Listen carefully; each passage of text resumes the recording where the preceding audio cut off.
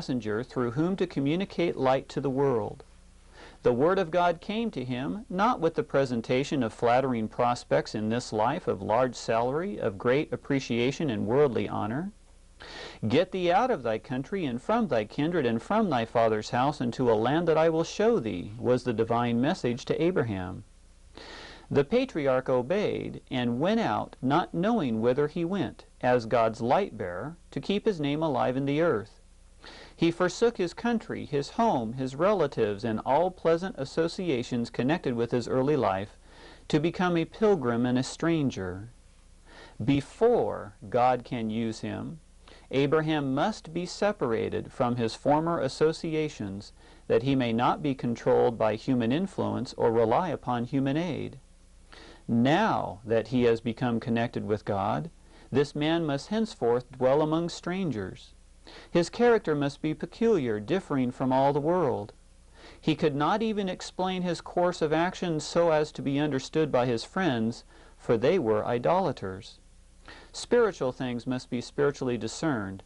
Therefore his motives and his actions were beyond the comprehension of his kindred and friends. Abraham's unquestioning obedience was one of the most striking instances of faith and reliance upon God to be found in the sacred record.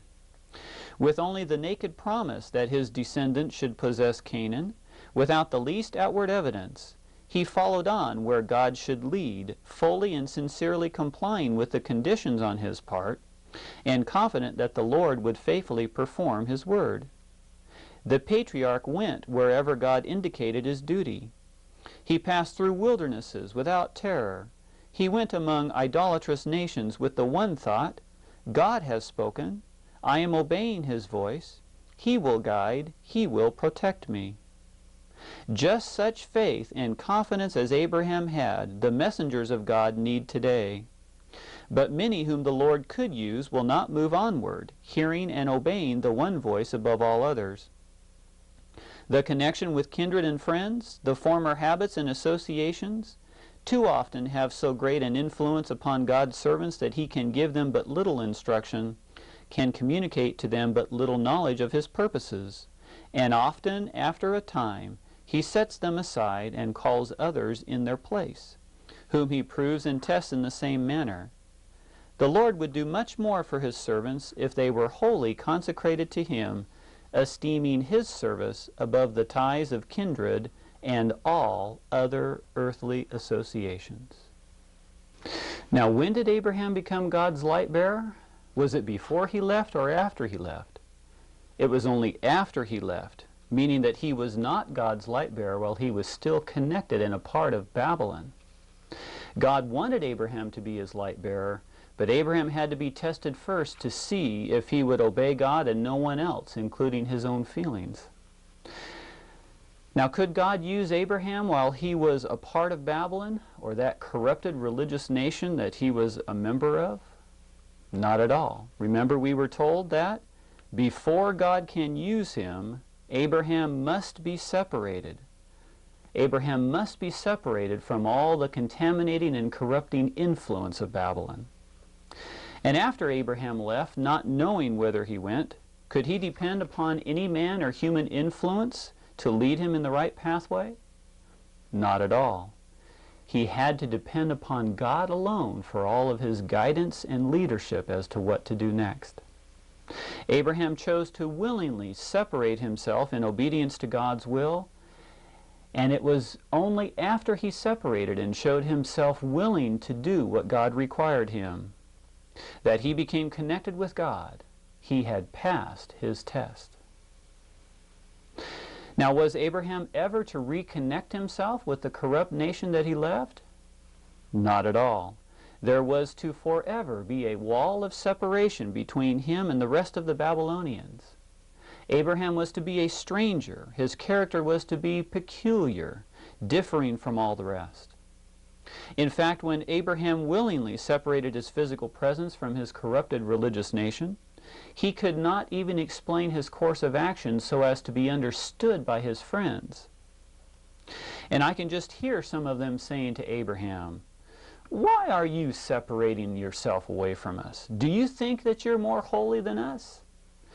Why not just stay where you are until you're asked to leave or the leaders kick you out?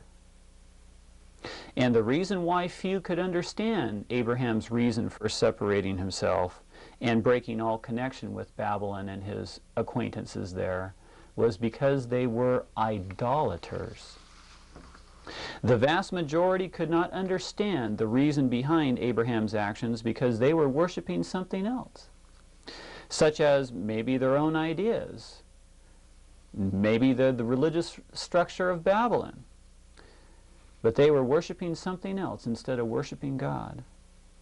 Thus, by Abraham's unquestioning obedience to God's will, the line of demarcation was made plain and distinct between those who were following God's will and those who were following Satan's will. One group were following the mind of God, the other were following the mind of men. The wall of separation was once again being built up and made distinct and plain. The breaches were being repaired. The attention of the people was again called to examine this wall and then make their choice as to whom they were going to stand and fight for, either Christ or the devil. Now, for further insight during this age, please read The Spirit of Prophecy, Volume 1, page 93, also Genesis chapter 12 and Hebrews 11, verses 8 through 10 and 15. Now, the next individual upon whose age we are going to examine was contemporary with Abraham. But this individual chose to follow a different path than did Abraham and to act upon different principles.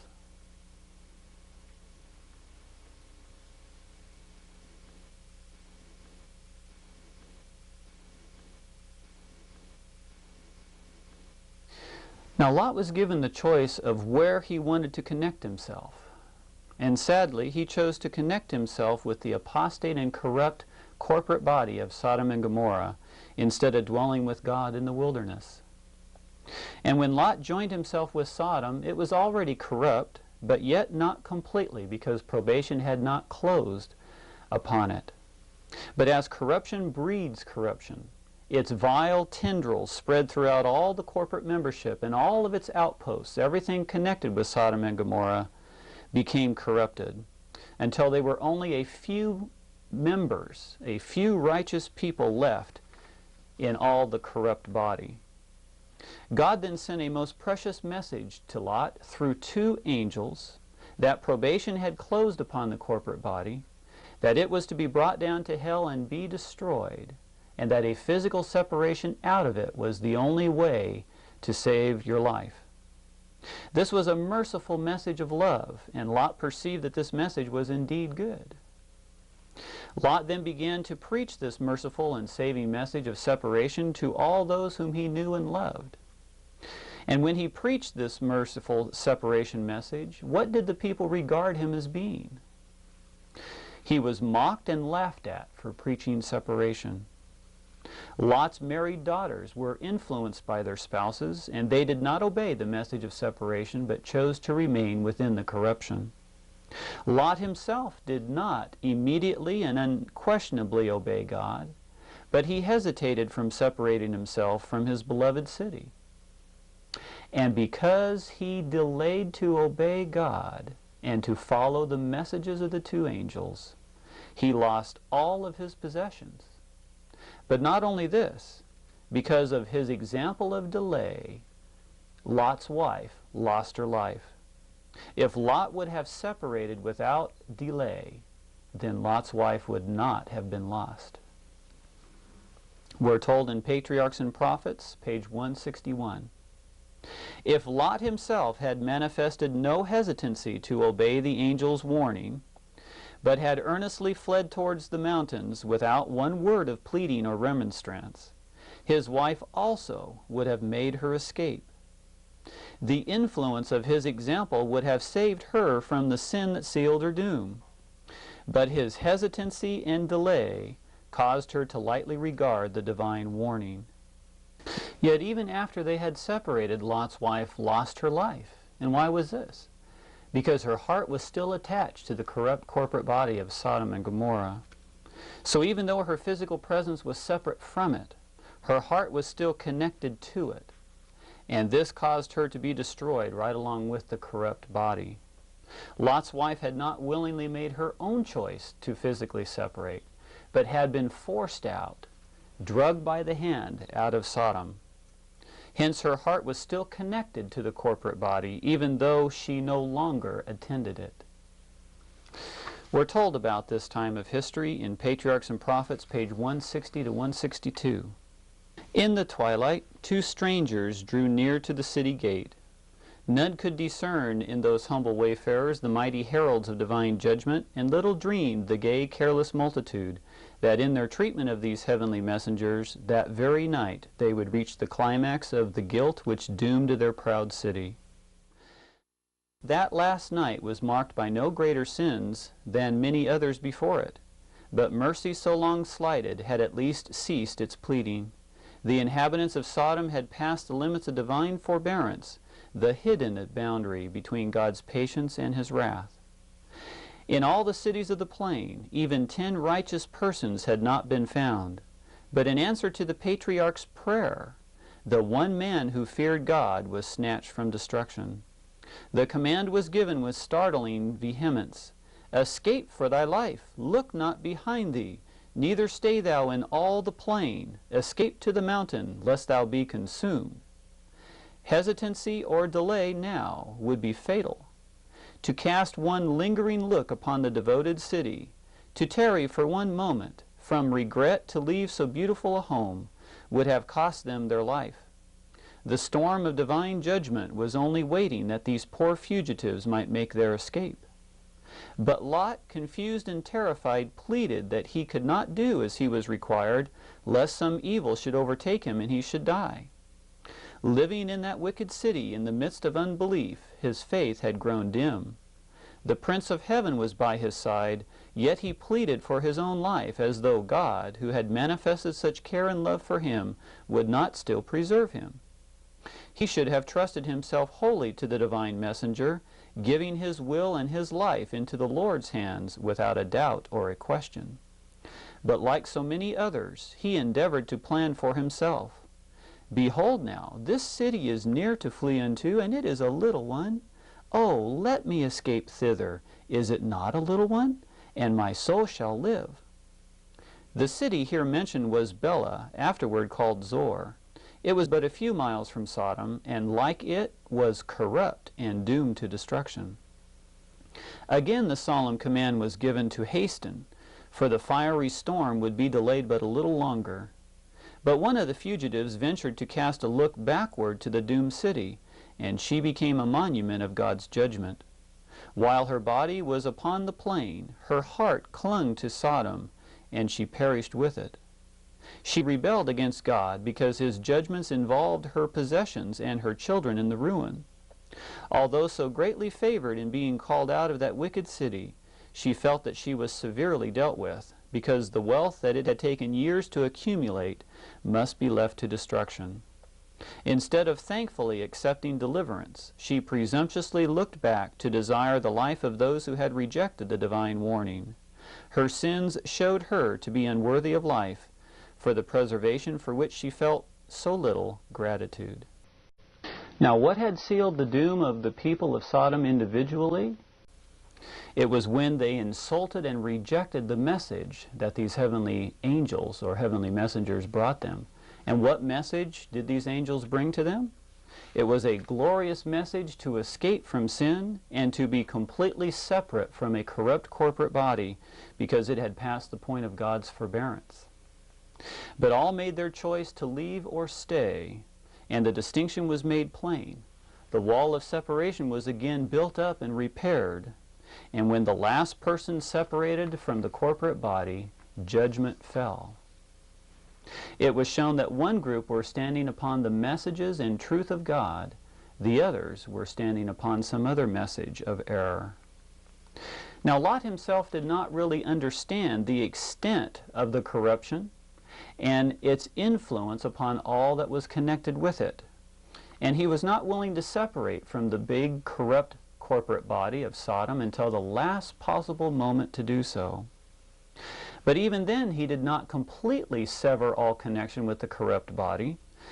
He reasoned that he would just go from the big corruption down to a smaller little area. He would just transfer his presence from the bigger down to the smaller, thinking that even though Zor, or that small city or outpost, even though it was still connected with the big Sodom, it could not possibly be as corrupt as Sodom. But this human reasoning was of no avail, because Lot also had to separate himself from this smaller city, because it was also corrupt and was destined to be destroyed. Lot found out the principle that anything which touches or is connected with corruption becomes corrupted. If the heart of the corporate body becomes corrupt, then everything that is connected with it also becomes corrupt. But since Lot had willingly chosen to connect himself with the corrupt corporate body of Sodom and Gomorrah, was God going to protect him? Not at all. Then why was Lot saved? Lot was only saved because of the fervent prayers of Abraham. And Abraham prayed that the Lord would spare Lot and his family from being destroyed along with the wicked.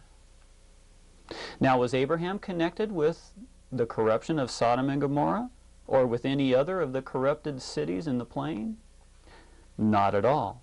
He was completely separate from them all and was clean or pure in God's sight. So Lot, who willingly chose to abide in and become a member of and remain connected with the corrupt corporate body, was only saved because of the fervent prayers of a man who was not connected with the corruption, but who was outside of it all.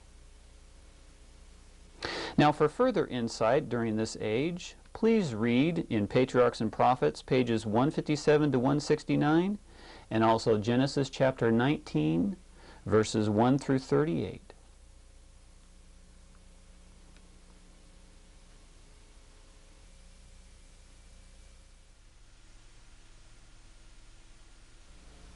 Now, God had commanded his children of Israel to willingly and physically separate themselves out from the corrupted religious nation of Egypt that they were connected with.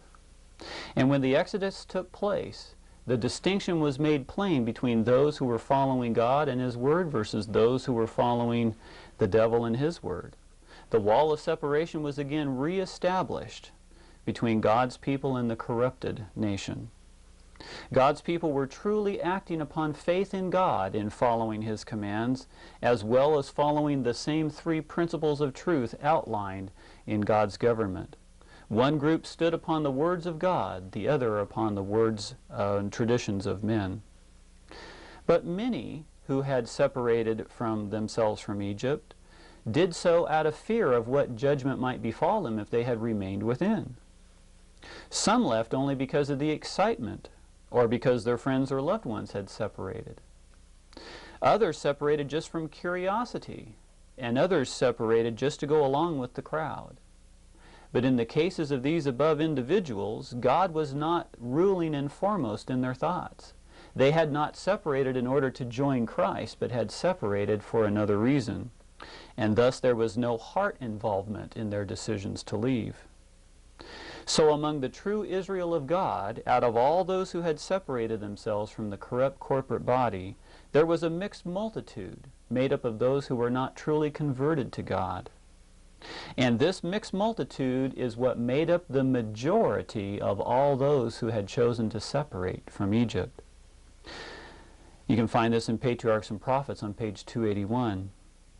And thus when trials and adversities came, which were necessary to test the faith of all who had joined in this separation movement, and to see who would continue to obey only God's will, it was this company of the mixed multitude who were continually bringing in doubts, trouble, and dissension among God's people, and causing God's people to lose faith in God.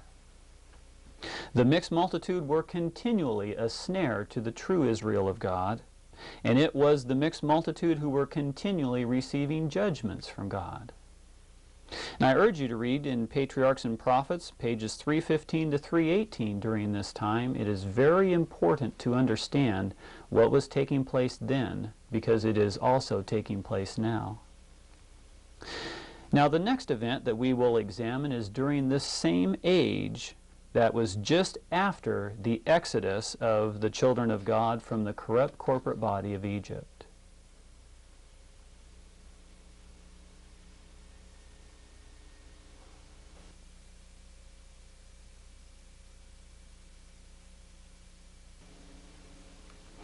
Now the mixed multitude were the ones responsible for the instigation and the making of the golden calf. The majority of the children of Israel chose to follow the mixed multitude in apostatizing from God and worshiping this image of the beast or calf. And because of this apostasy, God told Moses to separate himself from the midst of the corporate body of Israel so that he could destroy them all. But what did Moses do? Moses pled with God not to destroy all of the corporate body because both good and bad were mixed up together. And then what did God do? He basically told Moses that he had heard him regarding his plea and that he would grant his request for the time being. He would delay his judgments. God was delaying his judgments for only one reason, and that was to give an opportunity for all of his true people that were members in this corrupt corporate body a precious and merciful opportunity to do something. We're told in Testimony to Ministers on page 102, mark the influence of their extremes and fanaticism in their service of the great master worker, Satan. As soon as the wicked one had the people under his control, there were exhibitions of a satanic character. The people ate and drank without a thought of God and His mercy, without a thought of the necessity of resisting the devil, who was leading them on to the most shameful deeds. The same spirit was manifested as at the sacrilegious feast of Belshazzar. There was glee and dancing, hilarity and singing, carried on to an infatuation that beguiled the senses. Then the indulgence in inordinate, lustful affections. All this mingled in that disgraceful scene. God had been dishonored. His people had become a shame in the sight of the heathen. Judgments were about to fall on that infatuated, besotted multitude. Yet God, in His mercy, gave them opportunity to forsake their sins. Then Moses stood in the gate of the camp and said, "Who is on the Lord's side?" The trumpeters caught up the words and sounded them through the trumpet. "Who is on the Lord's side? Let him come unto me." And all the sons of Levi gathered themselves together unto him. All who were repentant had the privilege of taking their stand beside Moses. Now no one was forced to leave the company of the wicked. No one was kicked out. The message was not to stay in the apostasy until the apostate church and its leadership kicked you out or told you that it was okay now to leave. But the message was to willingly separate yourself from the midst of the apostasy and from the corrupt corporate body of those who were worshiping the golden calf.